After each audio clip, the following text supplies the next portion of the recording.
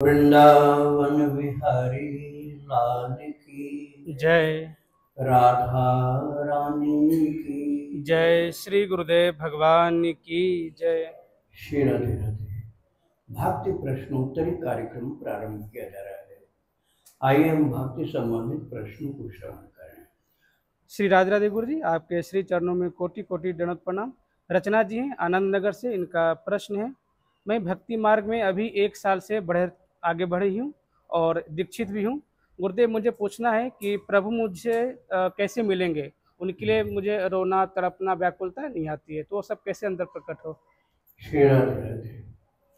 आपका जो दृष्टिकोण बिखरा हुआ, आप सांसारिक कार्यों में ज़्यादा उलझे हुए हो, जैसे घर के सब काम देखना, झगड़ा निपटाना और बच्चों की लड़ाई, पति पत्नी के झंझट, इन सब से थोड़ा सा अपने को अलग करना पड़ेगा। आपको एक ही लक्ष्य होगा, टारगेट एक बना लीजिए कि हमको भगवान की भक्ति करनी, और दुनिया चाहे हमको गाली दे, चाहे बुरा भला शब्द बोले, हम उससे विचलित नहीं होंगे।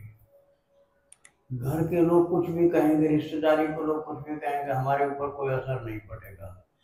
ऐसा अपने को उन लोगों के व्यंग बाणों से प्रूफ बना लीजिए। तो कुछ भी कहते रहें, आप उससे अप्रभावित रहिए, तब आपका जो लक्ष्य है ना भगवान की भक्ति का, वो मजबूत हो जाएगा। और बस पूरा अव्यर्थ कालत्वम, समय को व्यर्थ नहीं जाने देना। अव्यर्थ कालत्वम, शांतिरव्यर्थ कालत्वम, क्षमाशीलता और समय का पूरा पूरा सदुपयोग। एक तो क्षमाशीलता, आपको कुछ भी कहे कोई, उसको बुरा मत मानो। दूसरी बात अव्यर्थ कालत्वम, अर्थात समय बेकार नहीं जाने दो। मैसेज दुनिया भर के मोबाइल में देखना और बहुत समाचार सुनना, ये सब चीज़ों में समय बर्बाद हो जाता है। अब आप चाहते हो कि भगवान का दर्शन हो, भगवान से बातचीत हो, आपको रोना आवे, प्रभु का प्रेम उत्पन्न हो, तो आपको सब त्यागना ही पड़ेगा। क्योंकि त्यागात् शांतिरनंतरम, जब भगवान ने गीता जी के 12वें अध्याय में कहा है कि ये सब त्याग देने से ही शांति होगी आपको, और तभी भक्ति में प्रगति होगी। तो आपको दो मेन रूप से दो काम करने हैं। एक तो ये है कि आपका समय बर्बाद नहीं जाना चाहिए, और दूसरी बात यह है कि निरंतर अपने लक्ष्य को ध्यान रखना है, और बस दूसरी चीज़ों पर ध्यान मत दो। सब चीज़ों पर ध्यान दोगे तो एक जगह आपका ध्यान नहीं रहेगा, बट जाएगा। धीरे धीरे आपको चरित्र सुनना है, भक्त चरित्र सुनना है, भगवान का चरित्र सुनना है, जप करना है, ध्यान करना है। और कोई भक्ति की बात हो तो भले सुन लो, फालतू बात बिल्कुल नहीं सुनो। सीधा सीधा।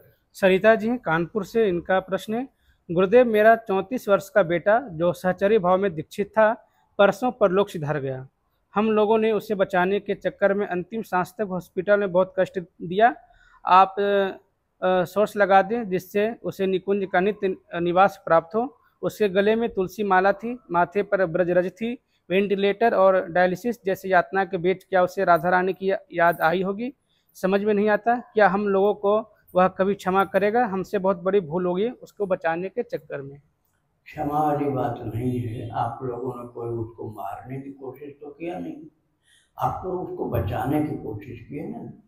तो आपका लक्ष्य था कि उसको बचाना है, आपका लक्ष्य ये तो था नहीं कि आप उसको मार रहे थे। तो जब आपने उसके हित का ही साधन अपनी ओर से किया है, तो आप अपराधी नहीं हैं। जब आपने अपराध नहीं किया है तो क्षमा करने की बात ही नहीं है। तो अब वो उसका प्रारब्ध था, कठिन प्रारब्ध था, जो किसी तरह से भी टाला नहीं जा सकता था। उसकी आयु समाप्त हो गई थी, और ये बढ़िया है कि उसकी दीक्षा पहले हो गई थी और साधना परायण हो गया था।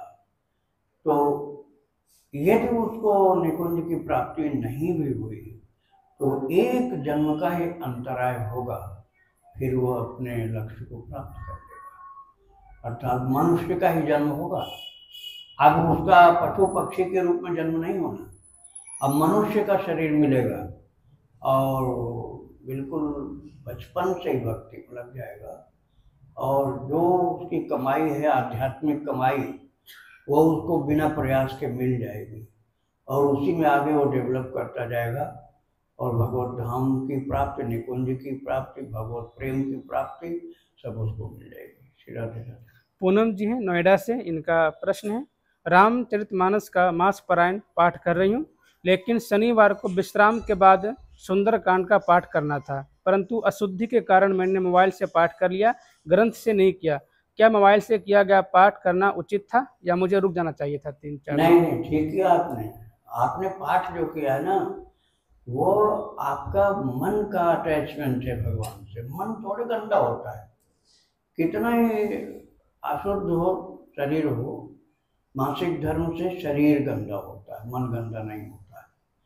मासिक धर्म से शरीर ही तो गंदा होगा, मन के अंदर से कहाँ से ब्लड आ जाएगा? बॉडी में ही तो अशुद्धि होती है। तो जो टच करने वाला दोष होता है, ग्रंथ को टच मत करो। तो आपने मोबाइल टच किया, ग्रंथ तो टच किया नहीं। मोबाइल तो एक खिलौना जैसा, उसमें वो प्रकट हो गया, ग्रंथ प्रधान हो गया ग्रंथ। तो ग्रंथ को तो आपने छुआ नहीं, और पाठ आपका हो गया, तो आपका नियम भी पूरा हो गया और भगवान की सेवा भी हो गई। श्री राधे राधे। इनका दूसरा प्रश्न है, घर के मंदिर में शिवलिंग विराजमान है, क्या घर के शिवलिंग पर चढ़ाया हुआ प्रसाद हम ग्रहण कर सकते हैं? उसमें आपको कृष्ण प्रसाद मिलाना होगा, नहीं तो उसके अधिकारी आप नहीं बन पाओगे। ज्योतिर्लिंग का प्रसाद लिया जा सकता है, और अन्य शिवलिंग का प्रसाद यदि आपको लेना है तो कृष्ण प्रसाद उसमें सम्मिश्रित करके तब आप ग्रहण करेंगे। आप भगवान लड्डू गोपाल को हाथ में लीजिए, उन्हीं से जल चढ़वाइए, उनके हाथ से जल चढ़वाओ, भगवान के हाथ से शिव जी को जल चढ़वाओ। अब वो शिव जी और कृष्ण में इतनी ज़्यादा प्रीति है कि वहाँ कोई भेदभाव है ही नहीं, तो वो उसको प्रसाद बना दिए। अब उसमें जो भोग कृष्ण को लगा वो उसमें मिला लो, और आप भी पान करो, दूसरे को भी पिलाओ, सबका कल्याण होगा। श्री राधे राधे। इनका आखिरी प्रश्न है, क्या पति पत्नी को तीर्थ यात्रा अलग अलग नहीं करनी चाहिए? मेरे पति कभी तीर्थ यात्रा पर नहीं जा पाते हैं, तो क्या मैं अकेले तीर्थ यात्रा कर सकती हूँ? आपको ये परिस्थिति सबके लिए एक जैसी नहीं होती है। यदि पतिदेव बीमार हैं तो तीर्थ यात्रा नहीं करनी चाहिए। यदि पति बीमार हैं और उनकी सेवा की आवश्यकता है आपके द्वारा, तो तीर्थ यात्रा से ज़्यादा लाभकारी है कि पति की सेवा करिए। और यदि वो स्वस्थ हैं तो आप तीर्थ में जा सकते हो, और वहाँ से उनके लिए प्रसाद मिलाओ, उनको खिलाओ, और उनके कल्याण के लिए भी वहाँ भगवान से कुछ निवेदन कर सकते हो, भगवान की भक्ति के लिए। तो आपकी तीर्थ यात्रा का लाभ उनको भी मिलेगा, लेकिन बीमार पति को छोड़कर तीर्थ यात्रा जाने में दोष लगेगा आपको। श्री राधे राधे। गया बिहार से गुरु जी, इनका प्रश्न है, महाराज जी नाम लेखन कैसे करें और कौन से कलम और कॉपी का प्रयोग करें? क्या जिस कॉपी कलम से पढ़ाई करते हैं उस पर नाम लेखन कर सकते हैं? नहीं, पेन आपको अलग रखनी पड़ेगी। जिस पेन से दूसरे कार्य के लिए लेखन करते हो, हिसाब किताब के लिए, किसी ऑफिस के वर्क के लिए, या दुकानदारी के लिए, या सांसारिक संबंधों के लिए लिखा पढ़ी करते हो, उससे भगवान का नाम नहीं लिखा जाएगा। भगवान का नाम लिखने वाली पेन केवल उसी कार्य के लिए है। उसको किसी बच्चे को भी या किसी व्यक्ति को भी नहीं छूने दो, और ना दूसरा उससे कुछ लिखो। लाल स्याही से लिखना है, और उस ग्रंथ को जिस पर आप लिख रहे हो उसको भी पवित्र जगह पर रखना है। ऐसे जमीन पर मत रखो कि किसी का पैर भी लग जाए, कोई उठावे देखने लग जाए, ऐसा मत करो। पूजा गृह में रखो, कपड़े में लपेट के रखो, पेन भी उसी में रखो, और माथे में लगा के प्रणाम करो, भगवान के नाम को बहुत आदर दो, तो लेखन में शक्ति बढ़ेगी। राधे राधे। यह प्रश्नकर्ता का बेटी का प्रश्न गुरु जी, वो राधा कृष्ण की भक्त हैं। उनका प्रश्न है, सखी और गोपी भाव में क्या अंतर है और उनके दायित्व क्या है? हाँ, ये वास्तव में भगवान राधा कृष्ण के भक्तों के भाव के अनुसार भेद हो जाता है।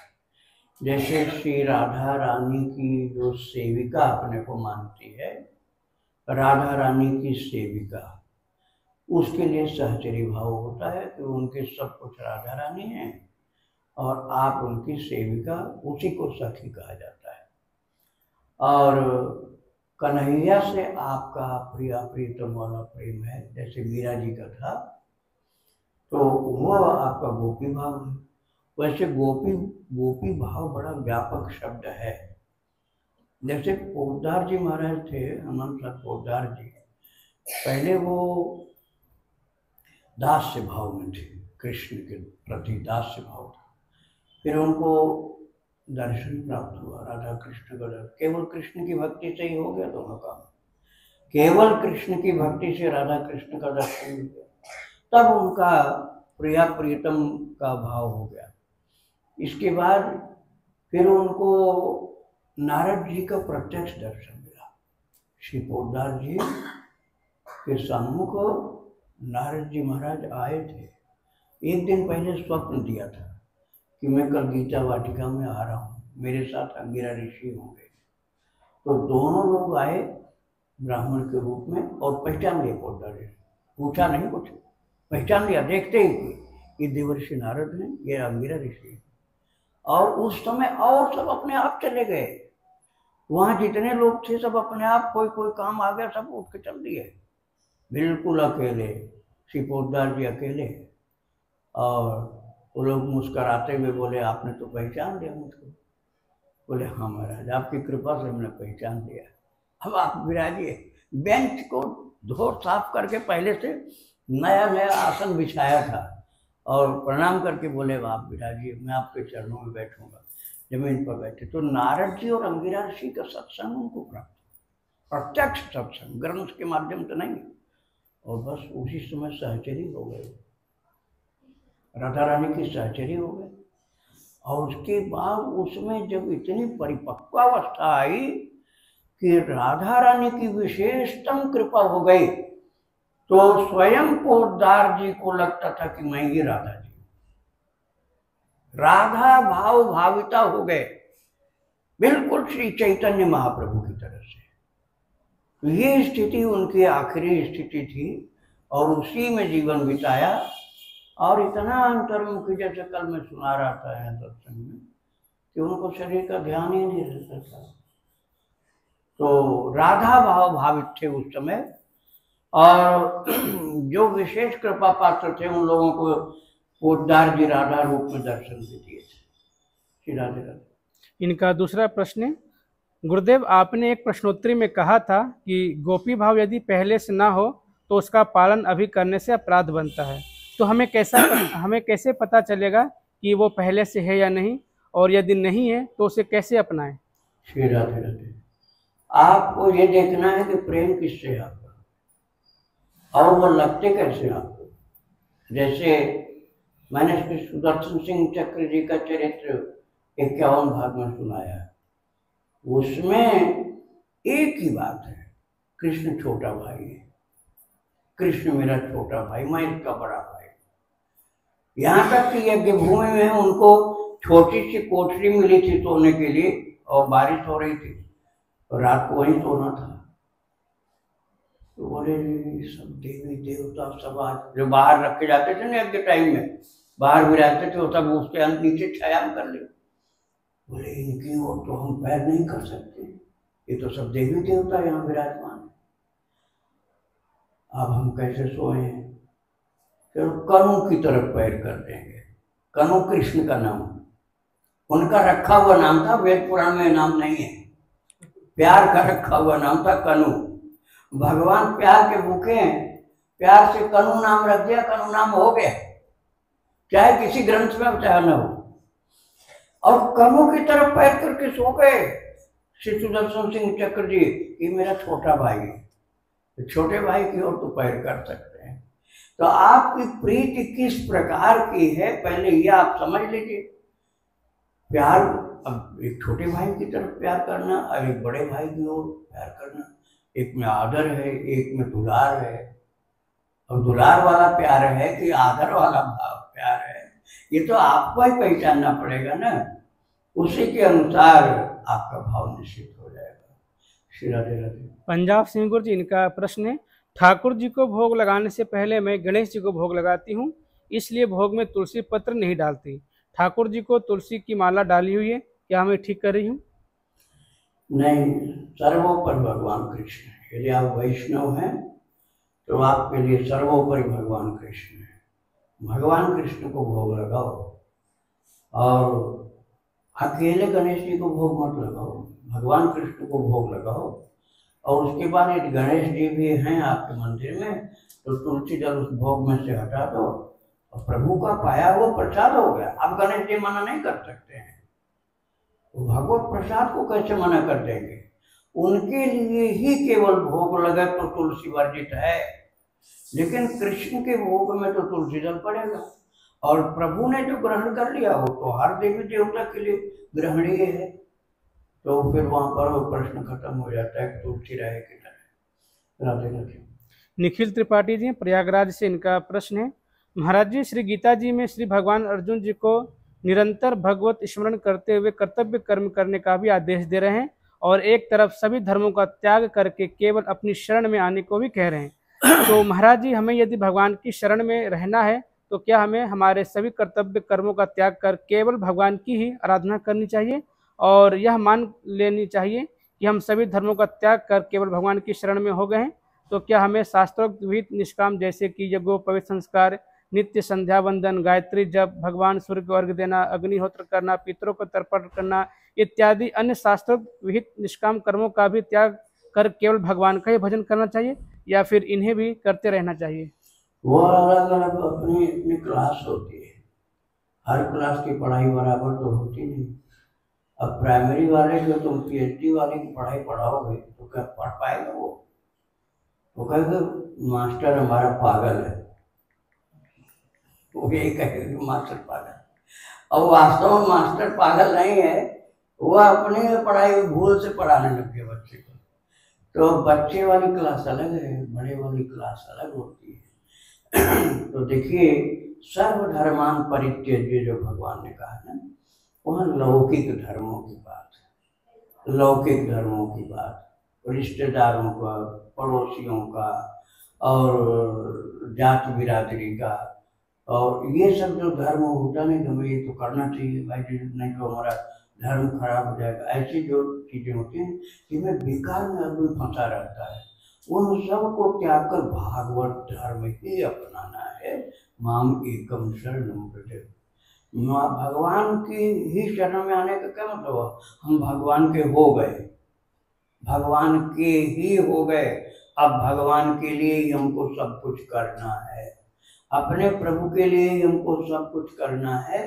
अपने आप दुनिया छूट गई, केवल प्रभु के लिए ही सब कुछ करना है, तो दुनिया छूट गई, भगवान के हो गया, भगवान के लिए कर। अब कौन नाराज हो रहा, कौन खुश हो रहा, इससे उसको नहीं लेना देना। अब जो आपने कहा कि शास्त्र विहित जो कर्तव्य होते उनका पालन प्रारंभ में होता है। कारण ये है कि जो तस्मात् सर्वेषु कालेषु मामनुस्मर्युज्य, भगवान ने 8वें अध्याय में अर्जुन को बोला है, वो सर्वेषु कालेषु माम अनुस्मर, ये अर्जुन जैसे महान पुरुष ही कर सकते हैं, और कोई सदा भगवान को निरंतर याद नहीं कर सकता है। तो जब उस क्लास में कोई पहुंचेगा तो अपने आप से छूट जाएगा। त्रिकाल संध्या किसके लिए? जो रात दिन भजन नहीं करता उसके लिए, जो रात दिन भजन नहीं करता उसके लिए त्रिकाल संध्या, कि कम से कम 3 बार तो भजन कर लेगा। अब जो रात दिन भजन ही कर रहा है उसको त्रिकाल संध्या करने की कोई जरूरत नहीं। अब आप ये मत समझो कि शास्त्र का उल्लंघन हो गया। अरे शास्त्र से बड़े महाशास्त्र भगवान का वचन है, सर्वशास्त्रमयी गीता। एक शास्त्र ने त्रिकाल संध्या की बात कर दी, और सर्वशास्त्रमयी गीता, सर्वशास्त्रों का सार गीता जी में है। वहां भगवान कह रहे हैं केवल माम एकम शरणम व्रज सर्वधर्मान परित्यज्य। तो इसलिए आप आगे बढ़ते जाओगे तो जिस चीज का इम्पोर्टेंस बड़ा है वही आपके पास रह जाएगा, आप प्रधानमंत्री बन जाओगे तो गांव के प्रधान के लिए खड़े होना चाहोगे क्या? फिर क्यों खड़े होना चाहोगे? अगर प्रधानमंत्री बन गए तो गांव के ब्लॉक प्रमुख के लिए इन पदों की कोई वैल्यू नहीं रह जाएगी। ऐसे जब प्रभु के प्रेम में मतवाले हो गए तो तुम नंगे होकर घूमोगे तो कोई तुमको कहेगा नहीं कर सकता, जानकार आदमी की गलत है। और वैसे जनेऊ भी टूट गई तो जनेऊ नहीं पहने तो है अपराध कर दिया तुमने, जनेऊ टूटी पहने नहीं, तुम अपराध हो गया। और कृष्ण प्रेम में मतवाले होकर तुम घूम रहे हो, जनेऊ कब गिर गई तुम्हें पता ही नहीं चलेगा। तो वहां संध्या बंधन का नियम पाबंदी ये सब नहीं रहती। उसको कहते हैं परमहंस, दिगंबर, अवधूत। उसके लिए सब कुछ ग्रहणीय होता है जो भगवान का संबंध से जुड़ा हुआ। वो भगवान को भी खिलाता है, भगवान उसको भी खिलाते हैं, दोनों सखा बन करके एक साथ रहते हैं। और ऐसे तमाम भक्तों के चरित्र मिलते हैं। हरे राम बाबा का चरित्र ऐसा है, ग्वारिया बाबा का चरित्र ऐसा है, एक दूसरे को खिला करके खुश होते हैं। तो उसी स्थिति में जो और नियम होते हैं शास्त्र के आदेश वाले, वो सब पीछे रह जाते हैं। राधे राधे। श्वेता त्रिपाठी जी हैं, इनका प्रश्न है, गुरुजी मैं अभी गर्भवती हूँ और मुझे बहुत अजीब स्वप्न आते हैं। एक बार चूहे को देखी थी, वो उंगली को बहुत जोर से काटा था, और एक बार बहुत सारी छोटी छोटी बिल्ली और उनके छोटे बच्चे को भी देखा था। गुरुजी यह क्या संकेत दे रहे या कुछ? इसका संकेत ये है कि आप भक्त चरित्र और भगवंत चरित्र सुनते हैं, बस यही संकेत है। आप उसको ग्रहण करो, आप भक्त चरित्र सुनो डेली और भगवान का चरित्र सुनो, प्रभु का ध्यान करो, प्रभु का नाम जप करो।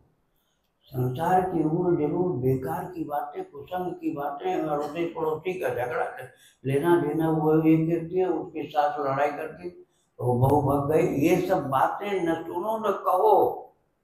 केवल प्रभु की वार्ता, भगवान की वार्ता, भक्त की वार्ता, उनके पवित्र जीवन की चर्चा, वही श्रवणीय है, ग्रहणीय है, मननीय, अनुकरणीय है।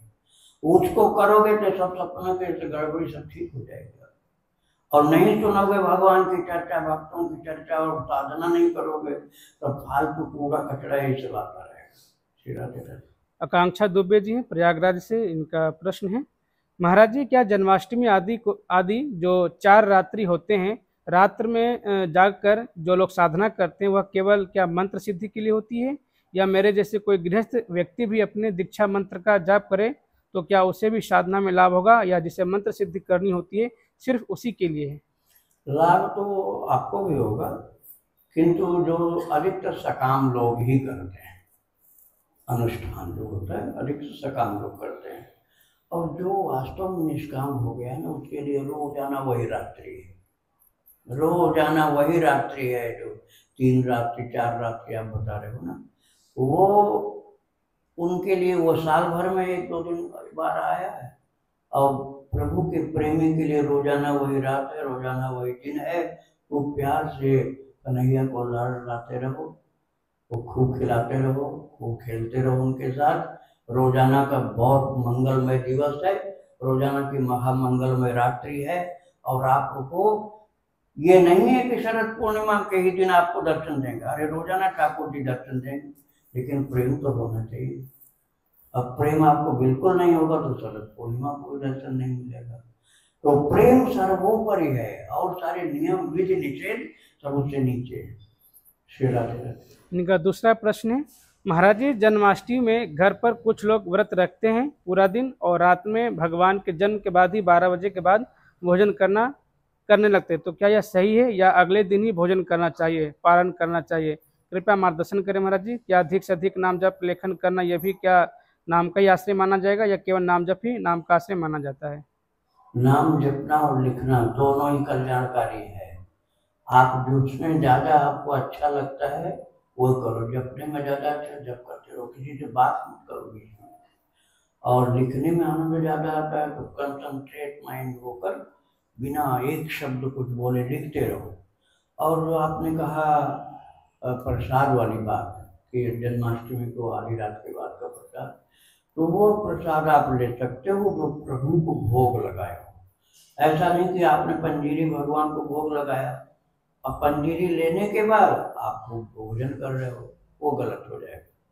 जो भगवान को पंजीरी का भोग लगा तो आपको पंजीरी, और कोई भोग लगा, मिठाई का लगा है, कोई दूसरा पदार्थ लगा वो आप लीजिए प्रसाद के रूप में, लेकिन और भोजन रात को मत करो। वो तो भगवान का भोग है, जन्म हुआ उस समय उनको कुछ खिलाया गया नैवेद्य, तो वो आप ले सकते हैं, और भोजन उस दिन नहीं करिए, अगले दिन करिए। श्री राधे राधे। रीना सोनी जी, इनका प्रश्न है, जिन लोगों का वंश नहीं बढ़ रहा उनका कल्याण कैसे होगा? क्या नाम जब से वो अपना कल्याण कर सकते हैं? अच्छा, मीरा जी के कितने बच्चे थे जो कल्याण हो गया? तमाम उदाहरण बड़े पड़े हैं, सूरदास, तुलसीदास, कबीरदास, महान महान ज्ञानी और महान महान भक्त, और आज भी, थोड़े दिन पहले तक थे, आज भी हैं, आगे भी होंगे। भय जो हैं जो होंगे आगे, तुलसीदास जी ने ऐसा लिखा। ये बच्चे से ही कल्याण होता है ऐसा नहीं है। अरे गोकर्ण जी नहीं होते तो धुंधुकारी के जन्म से उनके पिताजी का कल्याण हो जाता। एक बेटा ऐसा जिसने कल्याण कर दिया, और एक बेटा ऐसा था कि जो उनको नरक में पहुंचा देता। तो बच्चे के जन्म से नहीं होता है, आप खुद अपना कल्याण करो, आप अपने पिंड का दान करो। पिंड दान वो जो हविष्यान्न बना जाता वो नहीं, पिंड का दान अर्थात शरीर का दान। पिंड अपना शरीर, यही पिंड अर्थात यही शरीर भगवत सेवा में अर्पित हो गया जीवन भर के लिए, तो पिंड दान हो गया आपका। अब मरने के बाद कोई करे चाहे मत करे। श्री राधे राधे। इनका दूसरा प्रश्न है, रोज की पूजा में हम घर में करते हैं ठाकुर जी की, क्या तस्वीर को रोज पोंछकर तिलक लगाना चाहिए? क्योंकि किसी ने बताया था कि कभी कभी पोंछना चाहिए घर में जो चित्रपट है। देखो, जैसा स्वरूप होता है ना वैसे ही व्यवहार किया जाता है। अब उनको पोंछने में यदि कष्ट हो, ऐसा मृदु शरीर है उनका, तो नहीं पोंछा जा सकता। शरीर उनका बहुत मृदु नहीं है, थोड़ा सा मजबूत है, तो हल्का सा पोंछ सकते हो पानी डाल करके। बिना पानी डाले रगड़ोगे तो कष्ट होगा। और तुम्हारे मान लो चंदन लगा है, आपको हम पानी नहीं डालेंगे, ऐसे घिस के छुड़ाएंगे तो तकलीफ हो जाएगी ना। तो हल्का सा जल डाल करके छुड़ा सकते हो, लेकिन मुलायम जो कोई चित्रपट वाला वो भगवान का स्वरूप होता है, चित्रपट वाला, उसमें ज़्यादा पोंछना नहीं चाहिए, न ज़्यादा लगाना भी चाहिए, हल्का सा लगाना चाहिए। और बहुत मामूली, अपने आप 2-3 दिन के बाद वो छूट जाएगा। और बहुत ज़्यादा पोंछ करके फिर तकलीफ होगा। आप अपने को पोंछ के देख लो, अभी 100-200 आदमी लगातार आपके माथे में लगाए जाए, और फिर तुम समझते हो कि बड़े खुश हो रहे हैं और बड़े परेशान होते हैं कि इसको छुड़ाना पड़ेगा। तो थोड़ा सा ही करते हैं ना, थोड़ा सा ही स्पर्श मात्र, तो उनको तकलीफ न हो, ये ध्यान रखना चाहिए। राधे। मनीष जी, झारखंड रांची से, इनका प्रश्न है, मैंने नौकरी व्यवसाय धन प्राप्ति के लिए 12,05,000 नाम लेखन किया पर कुछ नहीं हुआ, और मैंने पिछले 5 सालों में 4 करोड़ नाम जप किया पर ना धन मिला, ना व्यापार, और ना ही दुर्गुण मिटे, ना सीताराम जी का दर्शन प्राप्त हुआ। अब मेरा विश्वास उठ सा गया है, मैं क्या करूं? मार्गदर्शन करें। आप कर ही करते रहे हो तो विश्वास उठेगा ही उठेगा। ये प्रारब्ध की चीजें हैं, हानि लाभ, जीवन मरण, यश अपयश, विधि हाथ। मानस में लिखा हुआ, और किसने कहा? वशिष्ठ जी ने कहा। वशिष्ठ जी ने कहा है हानि लाभ, भरत जी से कहा उन्होंने, हानि लाभ, जीवन मरण, यश अपयश, विधि हाथ। तो हानि और लाभ भी तुझी में आ गया, और आप लाभ के लिए सब कर रहे हो, और विधि हाथ को समझते ही नहीं हो। विधि के हाथ की चीज को अपने हाथ में लेना चाहते हो। तुम्हारा हाथ विधि के हाथ से भी ज्यादा बलवान है क्या? ये करोगे तो तुम्हारी श्रद्धा बिल्कुल जीरो हो जाएगी। निष्काम होकर भक्ति करो, निष्काम होकर भक्ति करो, तो श्रद्धा तुम्हारी नहीं बिगड़ेगी और लाभ अपने आप प्राप्त होगा। वो पैसे के रूप में भले न हो, शांति के रूप में लाभ होगा। पैसे वाले को क्या शांति रहती है? सबको। इतनी लड़ाइयाँ झगड़े तलाक और सुसाइड ये सब क्यों होता है? अशांति से होता है। पैसे की कमी नहीं होती, अशांति के कारण। और आप निष्काम होकर भजन करोगे तो अशांति का लेश मात्र भी प्रवेश नहीं होगा, शांति मन में बनी रहेगी। और थोड़े पैसे में भी आप सुखी रह लोगे। फिर आपकी डिमांड ही समाप्त हो जाएगी कि हमारे पास पैसा ज्यादा होना चाहिए। जब पैसे से कोई शांति की जरूरत नहीं, शांति अपने आप मिल गई, तो अब डिमांड वाली बात कहाँ से रह जाएगी? इसलिए निष्काम होकर भजन करो। आप जब आनंद में एकदम मग्न रहोगे भगवान की भक्ति में, तब आप कहोगे प्रभु की भक्ति ने मुझे माला माल कर दिया, मेरा सब कष्ट दूर हो गया और आनंद में रहता हूँ। ये हमारे प्रभु की भक्ति का फल है, नाम जप का, कीर्तन का, सेवा सुमिरन का फल है। और सांसारिक वस्तुओं के लिए आप ये सब करोगे तो उल्टी की जाएगी, भगवान के प्रति श्रद्धा बिगड़ेगी और उससे आपकी हानि होगी। इसलिए निष्काम ही बनो, भगवान के ऊपर छोड़ दो, जैसा वो चाहेंगे वैसा। विरक्त संतों को देखो तो समझ में आएगा, जंगल में पड़े हुए हैं, रास्ता में खाली चले जा रहे हैं और फिरत सने मगन सुख अपने, नाम प्रसाद सोच नहीं सपने। नाम प्रसाद सोच नहीं सकते, भगवान के नाम की कृपा से निश्चिंत, कोई शोक नहीं, आनंद मग्न रहते हैं। आप निष्काम होकर भजन करो, देखो आपको लाभ मिलने लग जाएगा, मन में शांति होगी और जिन अभावों से आप परेशान हो वो अभाव आपको दुख देना बंद कर देंगे। श्री राधे राधे। वृंदावन बिहारी लाल की जय। राधा रानी की जय। श्री गुरुदेव भगवान की जय। श्री राधे राधे।